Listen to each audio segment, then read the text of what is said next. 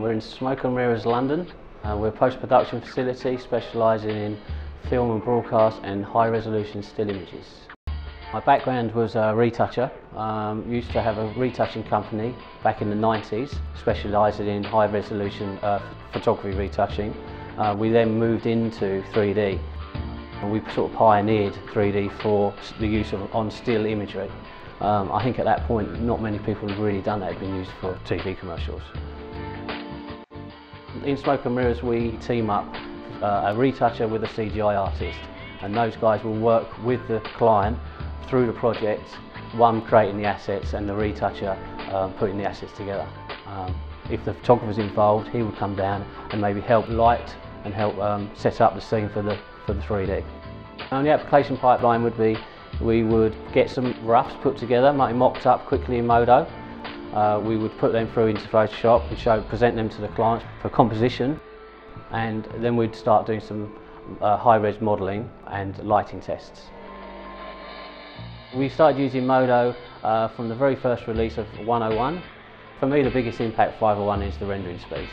The uniqueness is of the size of the files that we can render out. You know, we can render out 12K images while clients are sitting there and get them comped in while the client's sitting there. The largest in Modo, I've rendered a 130,000 pixel file in Modo.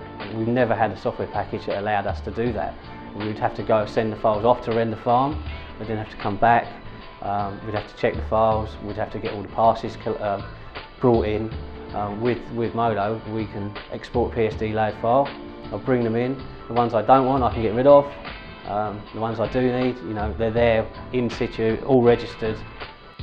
One of the other big feature changes in 501 is the speed the sculpting works. Before we may be going into a third-party app, ZBrush, to do some sculpting. Now more and more we're just staying in 501. In today's industry, the way that creatives work is they just have to see stuff, and not many people are visualising it in their heads now. So we have to visualise it, we have to create it, and then they may tweak it. We use the preview render frequently. We use it every time we do a job. We set up every job as an individual job. We would build the scenes. If it's going into existing photography, we'd set our scenes up as the photographer set his scene up. And then if it's just a pure CGI job, obviously the guys we have knowledge of how those types of products should be lit.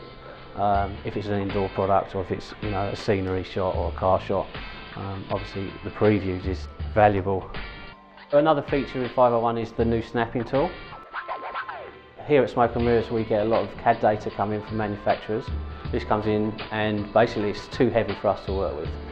Also it's come from nerve data, so lots of the surfaces don't join, so it's actually quicker for us to recreate that. Now with the 501 snapping tool, we can actually place the CAD data into the background and rebuild very quickly over the top. So with the Modo export, if it was just a wireframe, I'd normally send an OBJ file. More recently, I've been using the FBX format. I've been using FBX for getting the pipeline in Smoke and Mirrors up to the Maya suite, and it works brilliantly. On the Post-it pad project, the initial brief was to populate an area with Post-it pads. The final photography was actually of an inside of an old warehouse, which needed to be extended in length, relit and populated on every surface with Post-it pads, and then further along ticky tape as well. On the Post-it we had to achieve a very photoreal look to the paper, and one of the things that paper does, it actually has some subsurface to it, and where the light was coming through we had to simulate that on the paper itself. So where you'd have a girder and the paper was sitting over the top and the light would come through, we needed to be able to recreate that.